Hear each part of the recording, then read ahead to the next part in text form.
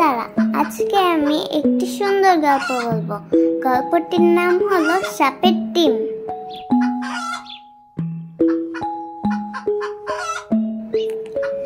এক মুরগি কয়েকটা ডিম পেড়েছে, কিন্তু এমনই তার কপাল, কি করে যেন ডিমগুলো ভেঙে গেল।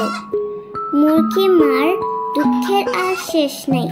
বেচারি তার ঝুড়ির কাছে দাঁড়িয়ে আছে, এদিক ওদিক তাকাচ্ছে। হঠাৎ তার চোখে পড়ল, আরে ওই যে কয়েকটা ছোট ছোট ডিম। সে ভেবে অস্থির, এখানে আবার ডিম কে পেড়ে গেল? এদের মা গেল কোথায়? এগুলো কোন পাখির ডিম?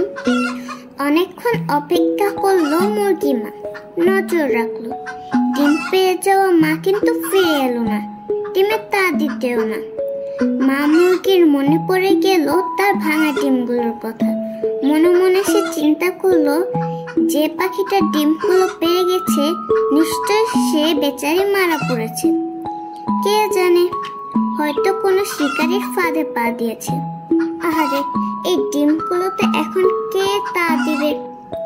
আমি তা দিতে বসি, ডিম ফুটে বাচ্চা বের হলে আমি তাদের মা হব। এই ভেবে মা মুরগি ডিমে তা দিতে বসে গেল। তাই দেখে এক চড়ুই পাখি কিচিরমিচির করে উঠল, ও মুরগি আপা, ও ডিমে তা দিতে বসেছ? আক্কেল নেই, ও হলো গিয়ে সাপের ডিম। মা মুরগি বিশ্বাস করলো না, বরং উল্টো হেসে বলল, ঠাট্টা হচ্ছে? হ্যাঁ ভাই চড়ুই, সাপ তো চলে মাটি পেয়ে বুকে হেঁটে, তারা আবার ডিম পারবে কি? ডিম পারে কেবল পাখিরা, বুঝলে বোকারাম?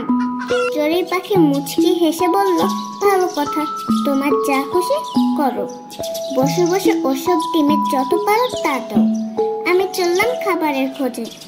বলে ডানা চাপটে চড়ে উড়ে গেল। মা মুরগি চড়ুই পাখির কথা গ্রাহ্যের মধ্যেই আনলো না। সে সাপের ডিমগুলোতে তা দিতে গুছিয়ে বসলো, যেন তার নিজের ডিমেই তা দিচ্ছে।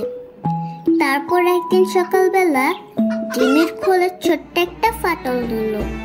দেখতে দেখতে ডিম ভেঙে কিলবিল করে বেরিয়ে এলো ছোট্ট একটা সাপের বাচ্চা। মা মুরগির চোখ তখন কপালে উঠেছে। ইস, চড়ুই ভাই তো ঠিক কথাই বলেছিল, তাহলে কি এতদিন সত্যি সত্যি সাপের ডিমে তা দিলাম? মা মুরগির অবাক ভাবটা ভালোভাবে কাটতে না কাটতেই সাপের ছানাটা তার পা জড়িয়ে ফেলল।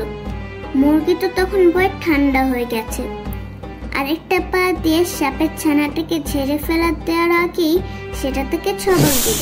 মা মুরগি আকাশ ফাটিয়ে কেঁদে উঠল, হায় সৃষ্টিকর্তা, এ কি করলে? চড়ুই পাখি গাছের ডাল থেকে গলা বাড়িয়ে সবকিছু দেখছিল। ডেকে বলল, ও মুরগি আপা, আরো তা দাও, আরো কটা সাপের ছানা কিলবিলিয়ে বেরিয়ে আসুক। সে মজা দেখাতেই বা বাকি থাকে কেন? এই গল্পটি থেকে আমরা যা শিখলাম তা হলো, দুধ কলা দিয়ে কাল সাপ পুষলে পরে তার কাছ থেকে ছবল খেতে হয়।